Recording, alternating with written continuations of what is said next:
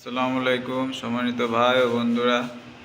আজকে এই যে 63 অ্যাম্পিয়ারের ব্যাটারি এগুলো দিয়ে আমরা মিনিমাম 100 অ্যাম্পিয়ারের একটা ব্যাটারি তৈরি করব। যেহেতু 63 অ্যাম্পিয়ারের ভিতরে মিনিমাম 51-52 অ্যাম্পিয়ার আছে, 100% 100 অ্যাম্পিয়ার পাওয়া যাবে।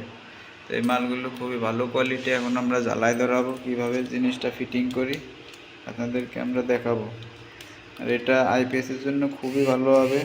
যারা 1000 ওয়াট আইপিএস ইউজ করতে চান তাদের জন্য এটা খুবই ভালো। এটা 5টা ফ্যান যদি চালান মিনিমাম 3 ঘন্টা 2 থেকে 3 ঘন্টা চলবে। আর যদি একটা ফ্যান চালান 10 থেকে 12 ঘন্টা চলবে। 2টা ফ্যান চালালে 6 ঘন্টা চলবে। 3টা ফ্যান চালালে 4 ঘন্টার মতো চলবে।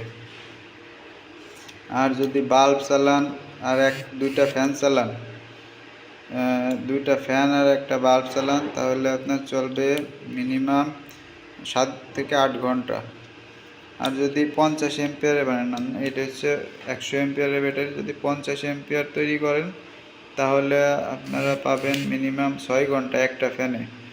আর যদি একটা লাইট জ্বালান তাহলে 5 ঘন্টা চলবে। একটা লাইট একটা ফ্যান একটানা চলবে। সিলিং ফ্যানের কথা বলতেছি আমি।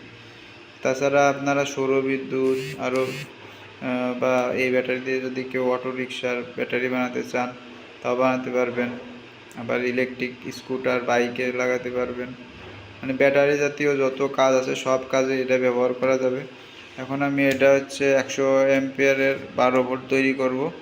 আমি কাজগুলো সম্পন্ন করে বাকি অংশটা আপনাদের সামনে উপস্থাপন করছি।